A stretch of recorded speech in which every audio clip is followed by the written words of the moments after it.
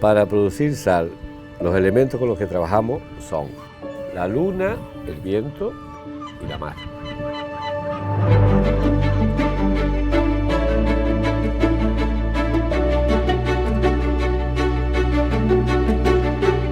Una salina es la instalación donde se cristaliza el agua de mar para producir sal. Aquí en la Salina del Carmen tenemos dos niveles. El primero es el frío o primario, que es donde llega directamente del mar. Ahí se pasa una luna o dos lunas hasta que coja más salinidad. Ya pasa al secundario o caliente y aquí como máximo conseguimos unos 15 grados, 18 máximo. Por eliminación de caño lo llevamos a los cocederos.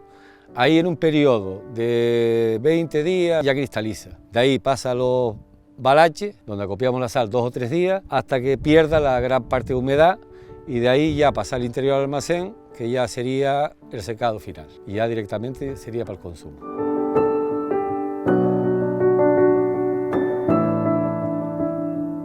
Nosotros la separamos en 3 tiempos de cristalización. Sacamos flor, escama y gruesa. El primer tiempo sería la cristalización sobre el agua, en contacto con el aire, que sería la flor de sal. Es la sal más fina, también se coge muy poca cantidad. Esas laminitas, pasado de 10 a 15 días, cristaliza 1 milímetro.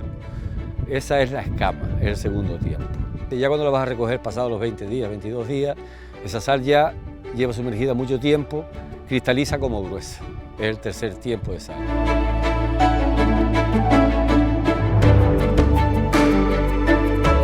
Las Salinas del Carmen son las únicas que tienen el proceso de entrada de agua sin usar bombas o maquinaria alguna. Y la recolección, por supuesto, es artesanal.